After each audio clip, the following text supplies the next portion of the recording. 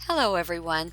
I'm Miss Trish. I'm one of the RE teachers for UU St. Petersburg, and I'm here with the lesson for December the 13th, 2020. And this one is entitled Listen for the Voices of Angels. I'll light the chalice so we can get started. Love is the spirit of this church and service its law. This is our great covenant, to dwell together in peace, to seek the truth in love, and to help one another. Put this aside.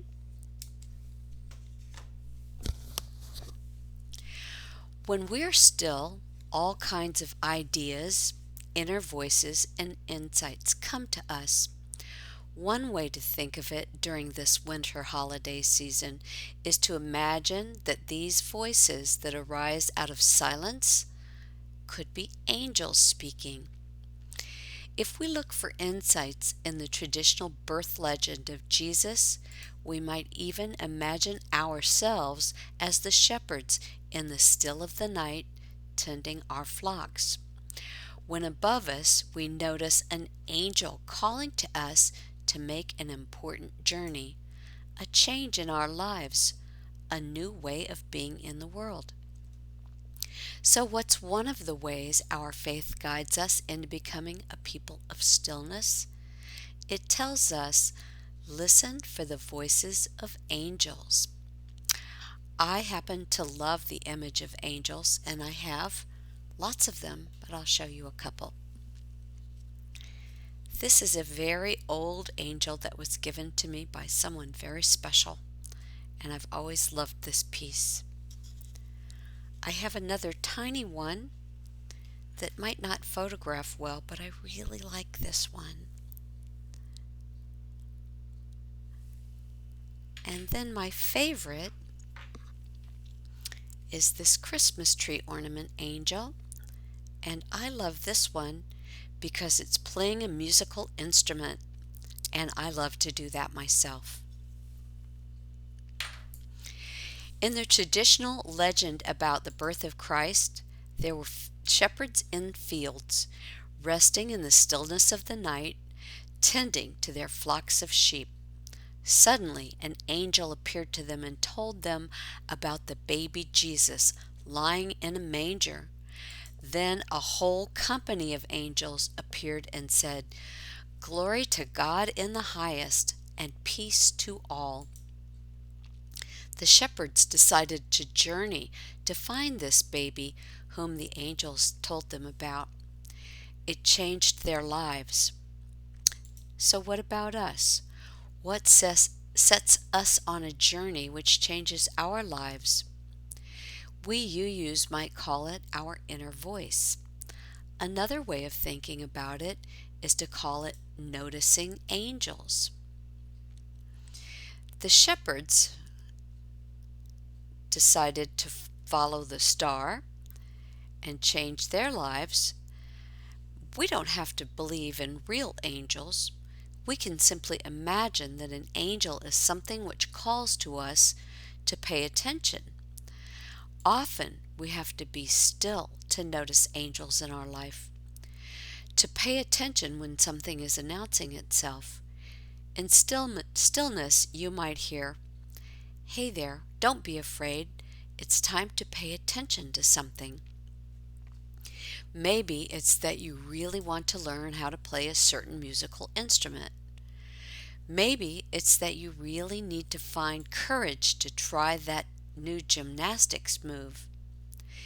Maybe you want to add stillness into your family tradition during this season. We can gain insight from the shepherds and angels in the story. We can find moments of stillness during this season and listen for the voices of angels. There are a lot of Christmas songs about angels, like "Angels We Have Heard on High," "The First Noel," "Hark the Herald Angels."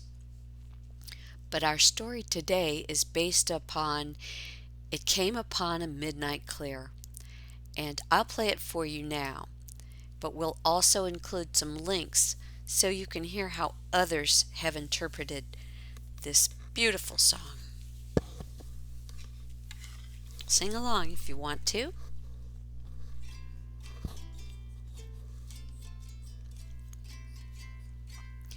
It came upon a midnight clear, that glorious song of old, and angels bending near the earth to touch their harps of gold.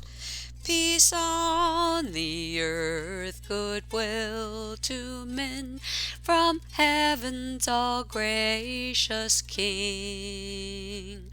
The world in solemn stillness lay, to hear the angels sing. That's just the first verse. There are lots of verses to that song. And our story today is about Mr. Sears, who wrote this song. And this little story was actually written by one of the Unitarian ministers, whose name is Carol. And she said it was a hope for peace from a minister who suffered from mental illness. Here's what Carol said. Though he found Wayland, Massachusetts pleasing, Mr. Sears learned that to provide for his family, he needed to serve a larger, more prosperous church. His successful ministry at the Congregational Church in Lancaster, Massachusetts, from 1840 to 1847, was, however, cut short by illness and depression. Unable afterwards to preach in a loud enough voice to be heard by a large congregation, or to sustain work in a large parish, Mr. Sears returned to Wayland for a year of rest and recovery.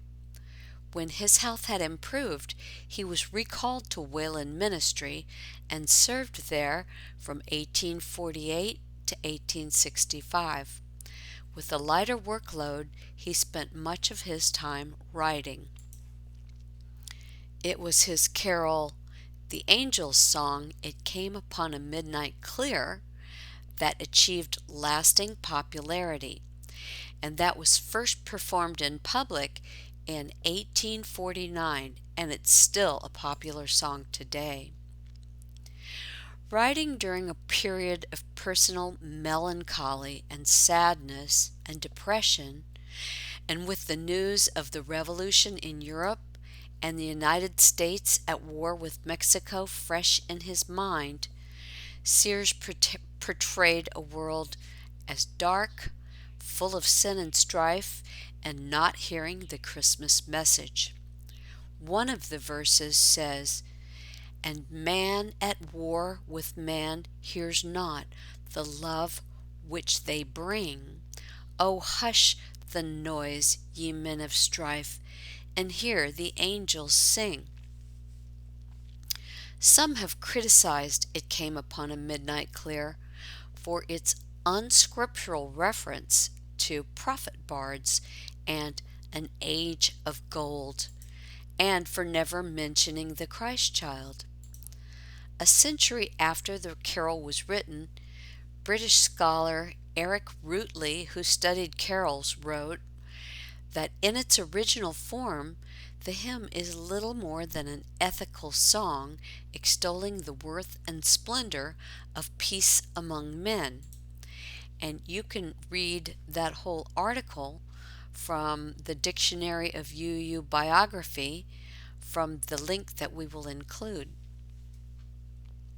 Now, if you have someone there with you, you can pause this video and share what you think listening for the voices of angels might mean. When is the best time for listening for angels? In the song, it's in the stillness. For me, it's in meditation, which is stillness. I've been a member of many choirs and I've sung Christmas carols my whole life. When I sing It Came Upon a Midnight Clear, I think of those shepherds and how they must have felt to be out there with their sheep on a regular ordinary night and just gaze up and see the angel come out of nowhere and then a whole lot of angels telling them about the birth of this baby and how amazing it must have been for them to drop everything and go looking for Jesus and follow that star. I also feel very peaceful, hopeful, and connected to those around me. I'm going to hand this over to Miss Janae for the rest of this lesson. And until next time, namaste. I love you all and hope to see you all very soon. Bye for now.